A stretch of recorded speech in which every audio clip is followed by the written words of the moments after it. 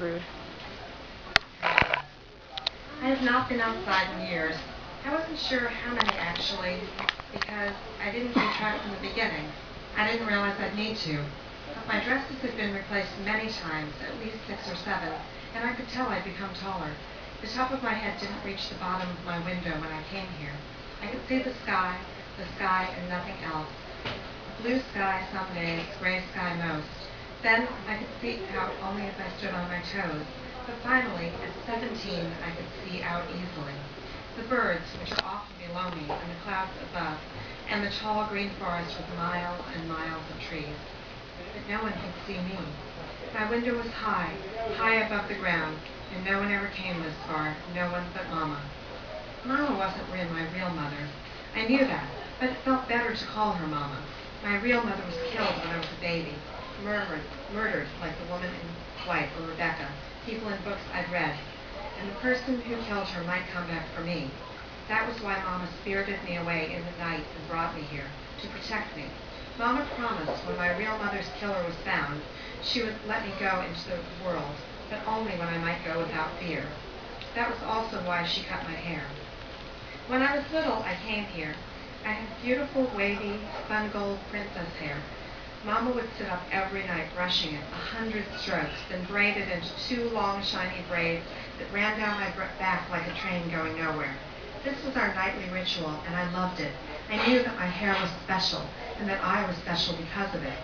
Sometimes I'd wake in the early morning and find Mama there, pressing my braids against her wrinkled lips by moonlight, whispering, "Sleep, my lovely, my only lovely." And later, when I woke for good, she would brush and braid it again. My hair grew fast, and once a week, Mama cut it, so it would grow no longer than my waist. Mama kept me out of sight even then. I didn't go to school, but read at Mama's knee. Sometimes I was allowed to go outside and play, on days that weren't too sunny, days when people weren't out. Mama watched me carefully as if one of the hawks in the sky might take me in its talons and carry me off. But one day, I was playing, and Mama was tending her garden, not paying much attention to me. I was digging my own hole. It was May, and I was planting carrots. We'd gotten this wonderful thing, a tape with carrot seeds on it, so they could be planted exactly the right distance apart. I dug a little trench like Mama had taught me, and I was about to show it to her so she could give me the tiny golden carrot seeds, when all of a sudden I saw a face at our gate. A little girl. She was about my age, I thought, with curly brown hair and spots on her face that people on television called freckles. I should have said something to Mama, but I didn't. I knew, with a child's instinct, that if I said something, she would pull me inside, and I didn't want to go inside. I went to the gate. "Hello," I said. "Who are you? Are you Rachel?" Though her hair was drab brown, her eyes were a beautiful shade of blue, almost purple like the irises Mama grew. "Yes," I said. "How did you know?" "I knew by your hair. They said it would be yellow." "It's so pretty. Can I touch it?" I hesitated. I did not want this strange girl to touch my hair. It was mine, and yet I wanted her to stay, to talk to me. I'd never met any other girls before. "Please," she said, "you're just like a princess. I'd love to be friends with a princess like you." I made my decision. I nodded okay and leaned forward so she could reach her hand out to touch my hair. I thought it would hurt. Only Mama touched my hair, but she was gentle, twirling the ends between her fingertips, at least at first. Then she touched it higher up, nearer the root, and held it tight. "Stop that," I said, whispering at first so Mama wouldn't hear. "It hurts." But she stroked harder, and finally she gave a big yank, as if she was trying to separate my hair from my head. I screamed. Oh, how I screamed! And Mama was there in an instant, shouting at the little girl to get away from me. And the little girl ran, shrieking down the street, I knew not where. "Come, Rachel." Mama motioned me toward the house. "I'm sorry, Mama."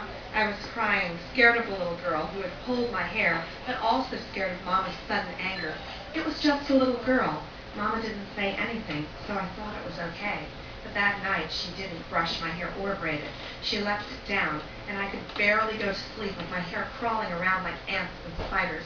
I knew that in the morning it might be tangled into 1,000 knots, and my head would be raw and bloody from trying to get them out. But in the morning, my hair wasn't knotted. It was perfectly cropped to a uniform short length like a boy's. It wasn't jagged. as if Mama had shorn it herself.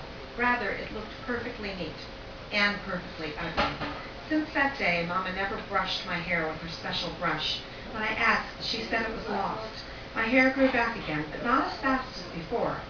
Mama locked me in the house for days, and the next week we took a journey on a train, hidden in a special car, with our bed the whole time. Then I was moved to this tower. At first I loved it. It looked like the castles I'd seen in fairy tale books, and I pretended I was a princess, special, who needed to be protected from the world. But as I grew older, I realized that the tower was not a palace, but a prison. Here I stayed all alone, but for Mama's visits. I tried to prepare for a day I might leave. I didn't know when that would be, if it would ever be. So this story has had many different sort of influences, and the first is fairy tales. I love fairy tales. I loved fairy tales as a child, and I always tell kids when I go to visit schools that I grew up in this magical time before VCRs and DVD players. So, the real version of the story was the one in a book, and not the Disney movie version of the story that, kids now watch over and over and over again. Kids will say, well, the real version wasn't like that, and it's like, well, the real version was, the Disney version wasn't. But when I had kids, I read fairy tales to them out of books, and one that we read quite a lot was Beauty and the Beast. And when you're a kid, you accept the things in fairy tales at face value. And, Rapunzel has this long hair and it grows down to the ground and the prince comes. Or there's this beast and he's in the woods in a castle, but he's really a prince in disguise. But when you're an adult and you read those fairy tales, you start to think that there are things that don't quite ring true. Just leaving the magic parts out of it, the beast part, just the idea that there's a prince and he's all alone in a castle in the woods and nobody knows where he is. Like, princes get a lot of publicity.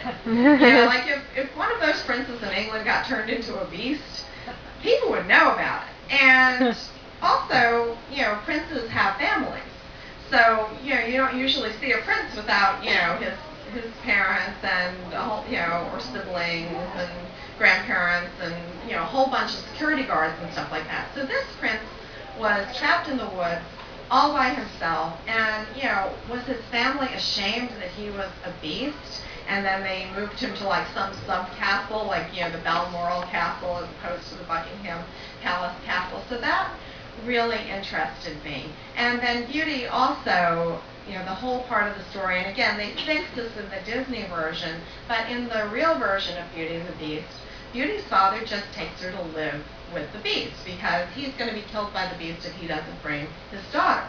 Now, as a parent, if a beast tells you to come bring your daughter to come and live with him, you're supposed to say no.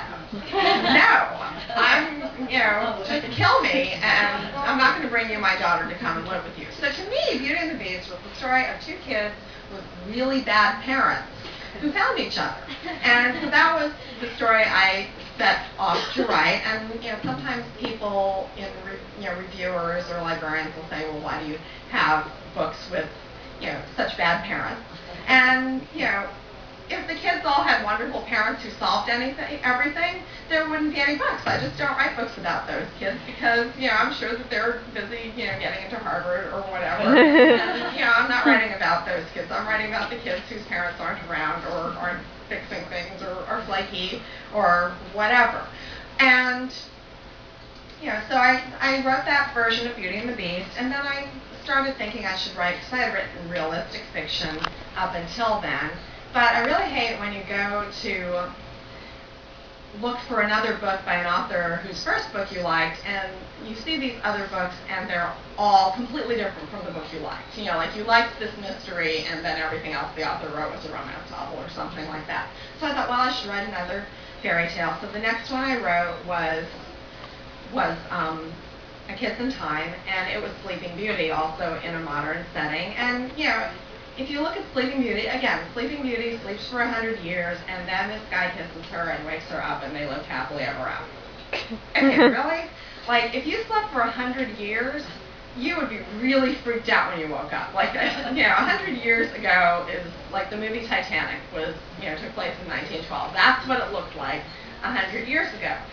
No cell phones, long dresses, no air travel. That's why they were on that ship in the first place. Completely different. And then, what are the odds that, this random guy who may possibly be a perv because he's, kissing sleeping princesses that he doesn't know, that they would fall in love. So that was, what attracted me to this story.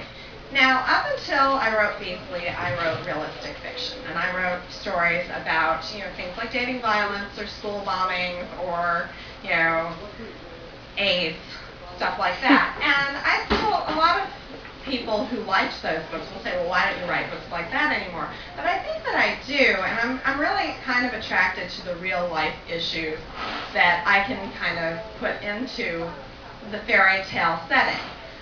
For example, Bewitching, which is a Cinderella story, was inspired by a letter to Dear Abby that I read. And this girl wrote to Dear Abby, and she said, I'm really upset because my mother is really mean to my stepsister, and I feel bad for her. And I thought, well, there's an interesting take on it. You read the Cinderella story, and the stepmother's horrible, and the stepsisters are horrible. Would the stepsisters really be that horrible? And speaking of those stepsisters, I think they kind of get a bum rap because if you're kind of an awkward teenager and all of a sudden this perfect girl moves in, I think that you would probably not be very happy about it. So I like dealing with the real issues, and one of the issues that I've kind of been thinking about for a really long time is this issue of teens who maybe make a mistake and it ends up having fatal consequences. Like, all of us did stupid things when we were younger. All of us drove too fast or stayed out too late or did something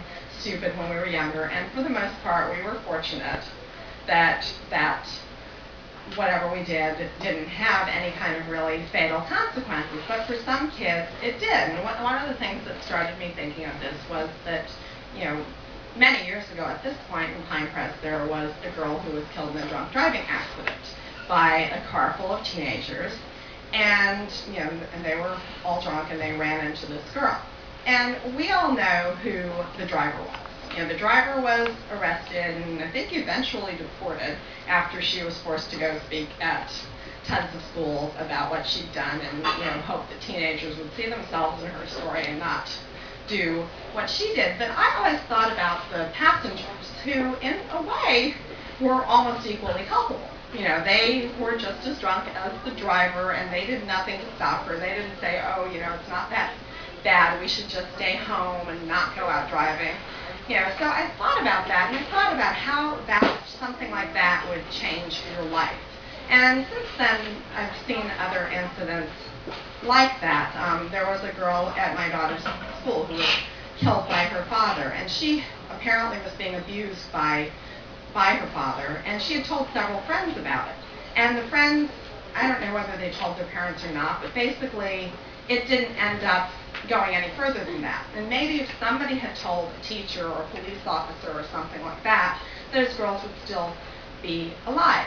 And so that's something that, again, those kids that the girls told would have to live with for the rest of their life, and nobody, people don't know who they are, as with the passengers in this DUI accident. So I thought about, what it would be like to live with that, and that's something that I've been thinking about for a long time, the consequences of the stupid things that you do as a teenager. Because I know I drove too fast on Old Cutler Road at night when I was a teenager, and I was fortunate not to get killed in an accident, but if you go down Old Cutler on a bicycle, you can see how many kids have gotten killed on Old Cutler. So, that's something that I've always thought about. So, in addition to being about Rachel, who is the Rapunzel character, the book is also about her prince, and he has had an incident such as that in his life where he wasn't really directly culpable, but where he has a guilty conscience. And everybody everybody in the world doesn't know who he is, but people in his school do. And so he's come to upstate New York, which is someplace where I vacationed all my life, and it's an extremely rural, like the opposite of what you think of when you think of New York, like even more rural than rural Florida, because it seems like most of rural Florida is like an hour from someplace that's less rural, whereas you can't even get a decent cell phone connection in parts of upstate New York. So he is banished, or self-banished to this part of upstate New York, and strange things start happening. And I want to read you a little